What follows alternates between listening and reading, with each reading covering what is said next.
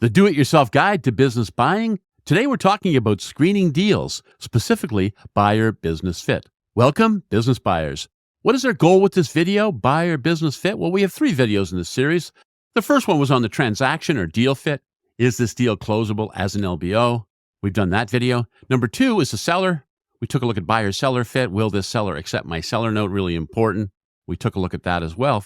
We'll finish the series looking at the business and buyer business fit, answering the question, can I drive business improvement if I own this business? And maybe more importantly, will I thrive owning this business? Is this business a good fit for me? I want to avoid wasting time on deals where ownership is a burden and my economic goals just aren't met.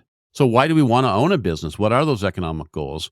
Well, I think for most of us, we want to receive yearly cash flow from that business, and we want to build up the equity in that business over time so that when we sell it, we have a nice little windfall. And of course, we want to enjoy the challenge of business ownership and not be burdened down by the responsibility. So we're going to use a checklist to align the potential deal with our objectives. Let's get started. Here's our checklist. We're going to use that Likert scale again the same way we did on the first 2 videos. I want to start first by taking a look at the issue of overpaying for the business. We talked about an LBO deal fit, but that was about closing the deal. This time it's about owning the business, and overpaying is a big problem because if you overpay, it makes building equity really difficult. The earnings get consumed paying the premium instead of building up the equity value in the business. To see the risks of overpaying, let's compare paying market price for the business versus paying a premium price for that same business.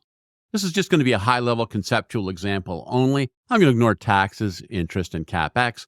Let's assume no business improvement and also assume constant earnings of the business over the period of time we're going to look at.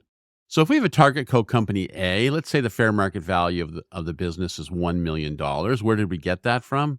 Well, the earnings are $250,000 a year. We apply an appropriate industry multiple, in this case 4, and we get that number $1 million. So the fair market value of this business is $1 million. Now let's say the purchase price is paid 100% through a seller note. So we're borrowing all the money in vendor financing from the seller and buying this business. Now, if it's the market price, it's $1 million business. We borrowed $1 million to buy it. We're going to pay it off over some period of time. In this case, it's going to be 4 years. If we paid a premium price, of course, we're paying more than the fair market value of the business. And if we pay a bargain price, which of course all of us want to do, we do get an instant benefit in the form of instant owner's equity. Because if we buy a business for, say, $750,000, that's worth $1 million, we've got an automatic equity position of $250,000 in the business, which is fantastic. Let's just take a look at target co A, $1 million. Let's say we pay the market price and our seller notes $1 million, and there's $250,000 in yearly earnings we can use to pay the acquisition debt. We start off with owner's equity of 0, of course. The full value of the business has been captured in the seller note. But if we use the earnings to pay down the debt, after year 1, the owner's equity climbs to $250,000. That's the difference between what the business is worth and how much we owe on it.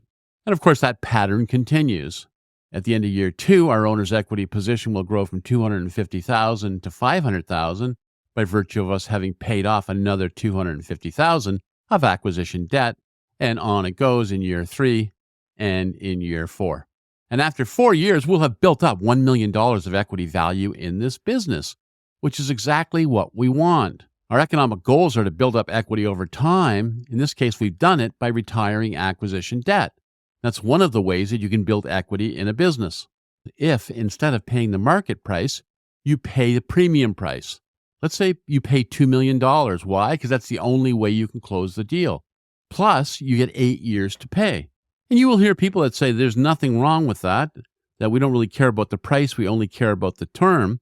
But I'm not so sure. Why? Because if you use the $250,000 in yearly earnings to pay the acquisition debt, exactly the same way we did when we looked at the market price example, what happens? Well, after year 1, we pay down the debt, $250,000. Now it's only $1.75 million. In year 2, it's down to $1.5 million. In year 3, we brought it down to $1.25 million. It's only in year 4 that we bring it down to $1 million, which is what the fair market value of the business is. So what's the owner's equity position? At the end of 4 years, it's 0. After 4 years, we've built up 0 in equity value in this business, which means that if building up equity over time is the point of the exercise, by retiring acquisition debt, we really haven't made any progress at all. So this is my answer to the question. It 100% matters how much you pay. If you pay the market price, you're going to have a full equity buildup of $1 million over 4 years. If you pay a premium price, now double is a lot, so it might not be this pronounced, but you're still going to end up with an equity buildup of less than you'd get if you paid the market price because you don't have to pay that premium. Paying a premium greatly erodes our ability to build equity by paying off acquisition debt, and it removes a major reason for buying a business. I mean, paying a premium price might make sense when you can execute strong business improvement that's proprietary to you, but at the same time, I'm not sure we would need to do that if we had the ability to have strong proprietary business improvement. We probably could buy a similar business without having to pay that huge premium. Common cause of overpaying, I mean, it comes in a lot of different flavors, but at the end of the day, it's usually deal fever. And deal fever leads to unrealistic assumptions. And so having discipline is essential in business buying so we don't fall victim to deal fever. We collect evidence to score the item. The ask price in this case is in the market range. Let's say the seller is motivated in distress. And let's say you've established a hard negotiation range. It's been well defined. And for all of those reasons and more, you decide that you strongly agree with the idea that you are not going to be overpaying for this business. Second, leverage experience and network. Let's take a look at this one, leveraging experience. We'd like to buy a business where the learning curve is modest, where from the outset, you know what needs to be done. You're not trying to figure everything out post-closing, but the business is within your circle of competence. It's not a 100% necessity in all cases, but it greatly reduces risks, avoiding the big mistakes. The evidence in this case, yeah, you natively understand the issues associated with that business, which is great. You have a network that includes relevant people, which helps. No direct experience in this specific kind of business, but close enough where this is not going to be an issue. We give it a 4 and we agree. Third, simpatico with the general manager. What's that relationship like? It's an important one. What does simpatico mean? It means easy affinity, genial. You have a community feeling with the person running the business. You have shared values and shared vision. You know, the communication is good. It's based on mutual trust. You put together a fair and reasonable compensation package. Now, I would limit the power base of a GM and not outsource 100% of the decision-making to the GM, or for that matter, outsource 100% of the relationships. You do have to strike a balance. You got to be a little bit on the lookout. The general manager is a potential future business competitor, so always keep that in mind. In this deal, you've had no previous relationship with the GM. Came through a target business. And in fact, you've only interacted and met the GM once on a Zoom call, so this is very much an open question, which is why we're giving it a 3 or neutral. Fourth, are you energized by the challenges of the business? This one I think can be important. I think it's a key ingredient in buyer business fit. How are you reacting to the business and its issues? Do you find them energizing or do you find them draining? How we react to events and people, tasks, and projects, let's face it, they differ, from case to case depending upon the specifics. Some we find, very energizing. We're pumped up. Others we find to be a bit of a drag. It's really draining. What about the challenges of the target business? Where do they fit in? Do you find them energizing? Are you curious and want to learn more? Are ideas popping into your mind to grow the business? Hey, you can't wait to get started. That's great. You find the business energizing. Sometimes it's draining. You're not that interested in the details. In fact, you're looking to outsource everything as soon as possible. You want to make the whole thing someone else's problem. If that's the case and you find it draining, not so good. This is important even if you plan to be hands-off, and I think more important for first-time buyers. We want to find the target business energizing and not draining, and it's worth putting on our checklist. The evidence in this case, well, the buyer is primarily interested in the cash flow, sort of indifferent to the target business and the industry, doesn't have any time for hands-on, so everything's going to be delegated, so for that reason, we're giving it a 2. Fifth, the business is geo-accessible. Sure, that's important. Can you visit the business without an arduous travel schedule? You want to make sure location is not a barrier to hiring, and the business is in a business-friendly environment. I mean, it is more important on the manufacturing and production side, a little less important with remote work. Being in the wrong location is a thorn in the side of many business acquirers. What about this deal? Well, a major transportation hub is close by. The talent pool for hiring is quite deep.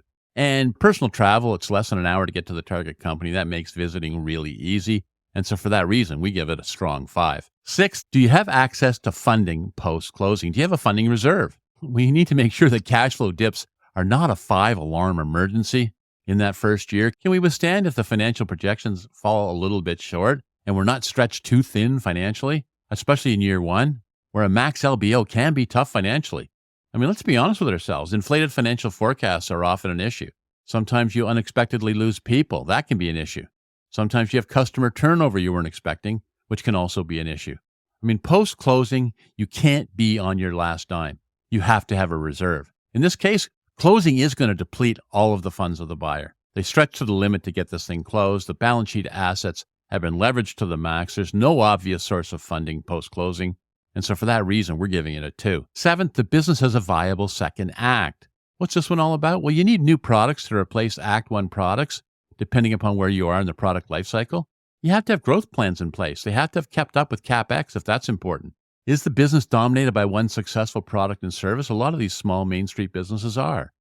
People have a really good growth phase, and they enjoy the peak, but then they're in decline. Act 1 is really winding down, and that's why maybe they're selling the business. You definitely want to avoid buying here. You want to check and see if there's an Act 2. Is there some way they can replace declining revenue with a viable second act? In this case, they do have a major project in development. It's different than Act 1, but really too early to determine exactly whether it's going to get traction and catch on. So we're still neutral on this one. There's potential, but that's all it is at this point. Eighth, the buyer is not dependent on the seller. Really want to hammer this one home. You do not want to be overly dependent on the seller if you're buying a business. You don't want to be in that situation where the seller is critical to year 1 success. Let's make the seller transition focused on admin, not on strategy. The value of the business, you want it all to be transferred to you, not reliant on the seller. Being outside of your circle of competence and relying too much on the competence of the seller, it does make you vulnerable, especially in that cash-tight year 1 of ownership. In this case, the seller is definitely leaving after 3-month transition. The year 1 plan has been well thought out, and the business is within the buyer's circle of competence, so you're giving this one a 4 to agree. Clear business improvement plan. Yeah, we want a business improvement plan that's thought out, where the top 3 priorities are clear and realistic. I mean, business improvement is the key to thriving in business ownership. More importantly, you want a situation where business improvement can happen without a major dollar investment. You want to see low-hanging fruit that'll only require you refocusing the efforts of the business to be able to improve it without rolling out a big expenditure. So business improvement, yeah, key to making good money with LBOs. But do avoid wishful thinking, because when deal fever hits, that certainly can happen as well. The evidence in this case, no quality of earnings report available, no breakdown of business drivers. Improvement ideas are very general. I mean, it's just not fleshed out. It's just really not there. So we're giving it a 2. 10, a viable exit strategy for the buyer. Yeah, you need this. The only way we can monetize our equity buildup is through an exit. So you do have to have a business and not a job that you can sell. And so just the same way you wanted the value to transfer from the seller to you, when you sell, you want the same thing to be true, that the value you add must be transferable as well. We have an entire video devoted to this subject a little bit later on. In this deal, well, the industry does have an active acquisition market size-wise. It is a business, not a job. And value add will clearly be transferable. So in this case, yeah, we think the exit strategy is looking pretty good in a deal like this. So we've scored all 10 items. Now let's look at them together.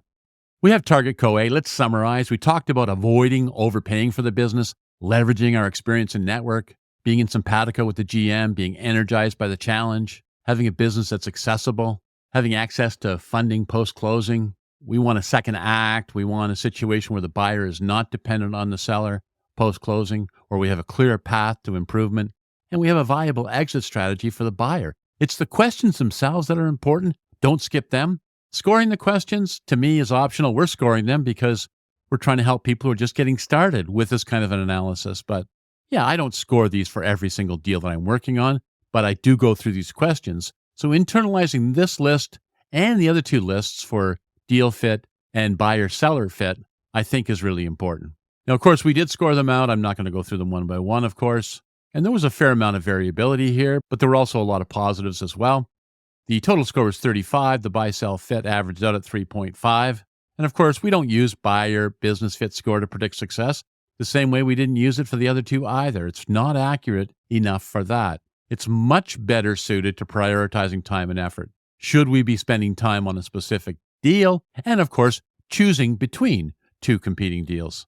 So let's recap. We're talking about screening deals. We want to avoid wasting valuable time on weak deals. We want to keep our funnel clean. We might have to go through a lot of deals before we find the one we close, and we don't want to get bogged down. We talked about screening deals 3 ways. Screening the transaction for deal fit. Is this deal closable as an LBO? We talked about seller and buyer-seller fit. Will this seller accept my seller note? Now we've taken a look at the business. Buyer-business fit. Can I drive business improvement? Will I thrive owning this business? So when a deal enters our deal funnel, we now have 3 questions to keep us on track. Closable as an LBO, accepting a seller note, driving business improvement. It's a great way to keep us focused, to develop a discerning eye. So those are 30 questions all on one slide. They look a little bit intimidating if you're brand new. I consider them to be starter questions. I sometimes get asked, is this all overkill, John, having all these questions dumped on people when they get into business buying? It kind of feels a little bit like overkill, but only at the beginning. It does become second nature after a few deals. And once again, we're not suggesting you necessarily score them all out every single time. I myself don't do it all that frequently now, but I certainly have internalized these questions. So let's get after it. This is the Do-It-Yourself Guide to Business Buying. Today we've been talking about screening deals, specifically buyer business fit, remembering always that we want to learn and grow as we go. Thanks for watching. We'll see you next time.